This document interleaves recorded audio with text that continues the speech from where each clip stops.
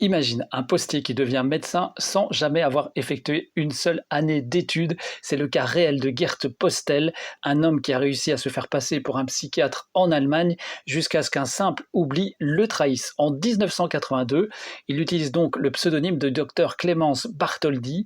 Postel obtient un poste d'assistant médecin à Flensburg en usant donc de faux diplômes.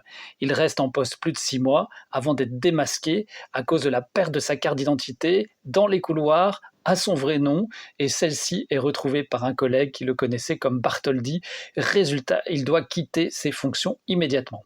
Mais il continue à simuler. En 1995, il postule, sous son véritable nom cette fois, pour un poste de chef de clinique à l'hôpital psychiatrique de Skraddrab.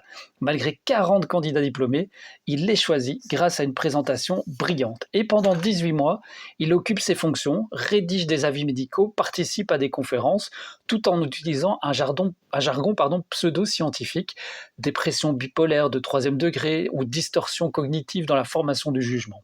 Aucun de ses collègues ne soulève de questions, et le 10 juillet 1997, la supercherie est dévoilée.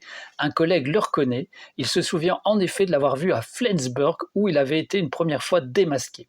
Cette révélation immédiate force Postel à s'enfuir, et en 1998, il est arrêté, puis condamné en 1999 à 4 ans de prison pour fraude et faux documents.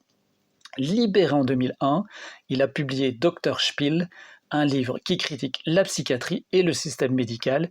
Il devient alors une figure iconique pour tous ceux qui remettent en question l'autorité donnée par un simple titre de fonction. Et toi, qu'est-ce que tu en penses? Si tu as aimé cette histoire, like-la, partage-la et surtout abonne-toi pour ne pas rater ma prochaine histoire totalement insensée.